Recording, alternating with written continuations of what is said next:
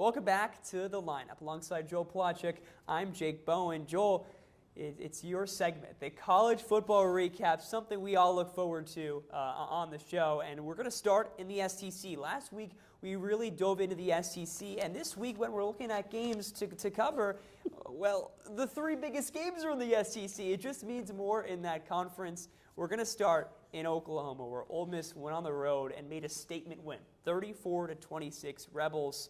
How did they do it? It just means more. I wanted to say that too. I had to.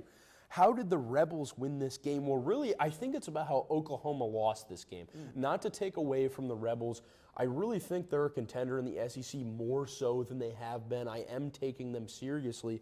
But I look at this Oklahoma team, and the one thing that jumps out to me is Xavier Robinson, the running back. He had a huge run, but still, 12 yards per carry. He only had the ball 9 times on the ground. You look at Ole Miss, and their weakness is the rushing defense. Ranked 98th nationally. You have to run the football more if you're Brett Venables and the Sooners team. Yeah, well, Oklahoma didn't have a good defensive game either. It's one thing to have a bad offensive game, but when your team is built around the defense, fifth in the SEC or fifth in the nation, giving up just over 12 points per game, that's something that cannot happen. And this game was close. It could have really been an Ole Miss blowout, only an 8-point win for the Rebels. But again, Oklahoma did not have a defensive day. Gave up over 400 total yards. And Joel, Oklahoma didn't play bad, but did Ole Miss just play better on offense? I think they did. You look at Trinidad Chambliss, and I'm having fun watching that guy play. He did not start out the season as the starter at quarterback, but he is just dangerous with his legs. He creates plays. He has great pocket awareness, and I think he really did a great job at extending drives and keeping that Ole Miss offense really tight, really aggressive during this game against a great Oklahoma defense. Yeah, well, if you're any Ole Miss opponent coming up, you're saying, hey, this is a dangerous team because Ole Miss doesn't play anybody. They play South Carolina, the Citadel, Florida, and Mississippi State. Joel, 3 of those games out of those 4 are home.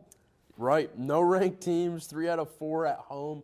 And the thing about the Rebels is they can probably lose one of those and still make the playoffs. Yeah. They're in a great spot. And Lane Kiffin keeps checking off boxes for Ole Miss. This kind of surprised me, but first road win over a ranked SEC team in his tenure there. It just, I've never really thought of him as a serious coach. He jokes around a lot, but he's turning my head this year. I think Ole Miss really could be dangerous. They tighten up the defense. The offense keeps doing their thing. They could be dangerous in the SEC. Kiffin's really built this Ole Miss team from the ground up. And you're right. Ole Miss can definitely afford to lose another game. Now, I don't know if they will, but if they can win out and maybe one of those SEC teams in A&M or Alabama loses, they put themselves right in that championship game. Right, absolutely. It was just a fun matchup in general, I just want to say. 2 scramblers.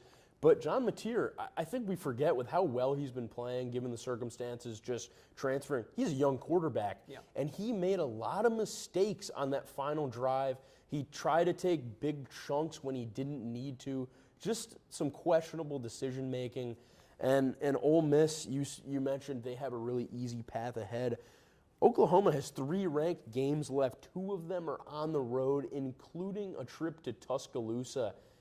They're going to have to just play flawlessly if they want to make the playoffs. Yeah, they're 2-2 in conference play, and you mentioned those matchups. It's going to be really hard for them to kind of come back and chip their way back into the SEC conversation, the college football conversation. I don't think they can do that, and I think this was a game at home you had to have. And the game that another SEC team had to have was arguably either Missouri and Vanderbilt. Well, those 2 teams matched up over the weekend, and Vandy took a 17-10 lead over the Tigers. 7-1 start for the Commodores for the first time since 1941. And Joel, this was another defensive showdown. I know we see a lot of those offensive shootouts in the SEC, but I was kind of appreciative of that defensive battle. Vandy to me won this game on 2 key plays, one on offense, one on defense. The first on defense was that goal line stand against Bo Pribula. He did get injured on that 4th down play, but to stop the Tigers on 4 consecutive plays from the 1-yard line, that was a defensive stand, and Vandy was really hyped about that. And the other play was the 1-play 80-yard run from MK Young to give them that 10-3 lead. Right. You mentioned defensive battle, really low scoring. I think this was one of the best games of the year. It was riveting to watch, just really a chess match between these two teams. I want to just list off a few stats for you in the audience here. Missouri, 4 for 5 on 4th down. The one time they didn't convert was that 4th and goal. 121 more total yards, 36 minutes of possession time, less sacks allowed, less punts. That screams a Missouri win to me. My favorite phrase in all of sports, Jake, 3 words. Bend, don't break. And that's exactly what the Commodores defense did. They came up big so many times. We talk about Diego Pavia a lot. He was a little quiet in this game passing the ball, but that Vanderbilt defense really impressed me. They're legit. And you brought up Diego Pavia. I'm excited because this might come as crazy for some. But I think if Diego Pavia can keep playing and leading Vandy to win out, I think he's got to be at the top of the Heisman conversation because of the narrative. Vanderbilt hasn't been relevant ever. If Vanderbilt can get 10 wins this season, it would mark the most in franchise history. And get this. The last time or the most amount of wins before coming into the season were 9 wins in back-to-back seasons when, guess who? James Franklin was the coach. Other than that, Vanderbilt hasn't been relevant in the SEC or in college football. So I think you have to put his name in the conversation because of the narrative if he can get Vanderbilt there to the college football playoff, maybe to an SEC championship game. You know, Ryan Croak could not make the show today, and I wish he was here to humble you. I don't have the heart to do that. I do think Pavia should be in the conversation, but he should not be hoisting that trophy unless, I don't know, legacy game against Arch Manning coming up? Maybe, but a lot of game left. There are a lot of games left. I do think there are some guys that just have the bigger stat lines, Ty Simpson, Julian Sane, but you know, to what you're saying, he kind of is really carrying that offense. He is the key piece to this Vanderbilt success, so I don't hate that at all. I mean, he's been excellent this year. Listen, I don't think Pavia is a likely, but I'm saying if that were to happen, then his name has to be on the table. Right. I mean, you know, I'm looking at this schedule, and they have at Texas left, at Tennessee. Who knows if they're going to be favored? I believe Texas is 2.5-point favorites right now. But they're ranked higher than both of those teams.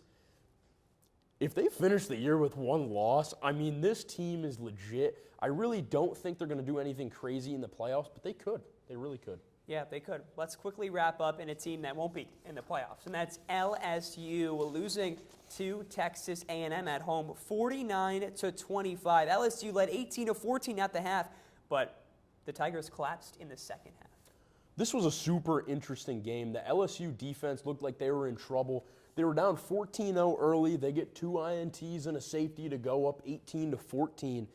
And LSU just completely crumbled in this second half. And I think what it had to do with mostly is the A&M defense pressuring Garrett Nussmeier. That LSU offense has been, you know, it's been lingering with injuries. And Nussmeier goes down 7 times in the backfield, 2 for 12 on 3rd down. You can't win against the number 3 team with stats like that. And I want to mention this guy. I really like his play style. KC Concepcion. Yeah, he's good, man. Touchdown receiving in the first half for A&M, but I really think the game-changing play, 79-yard punt return touchdown. He almost goes out of bounds on tackle, keeps his balance, goes all the way across to the other side of the field. Incredible player, incredible call by Fowler, and that really changed the game in my eyes. Yeah, listen, it wasn't just that play. He had multiple kick returns throughout the game. There was another one where he almost broke free, kept breaking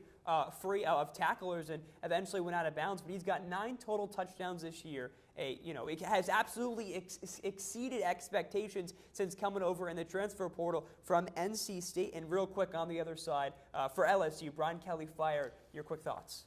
I'm unbelievable. You look at Penn State. Franklin was fired because they just were so below expectations. LSU, they've lost to quality teams. They're 5-3. I didn't expect the midseason firing, but I do appreciate it because it was inevitable.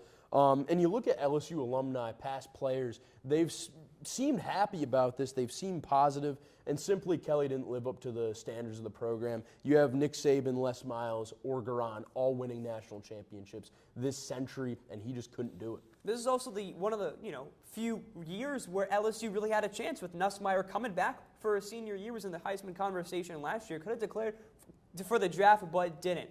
And so coming up next on the lineup, we've got some college football head coaching roulette. A few teams need a new leader. We'll detail who each team should take coming up next.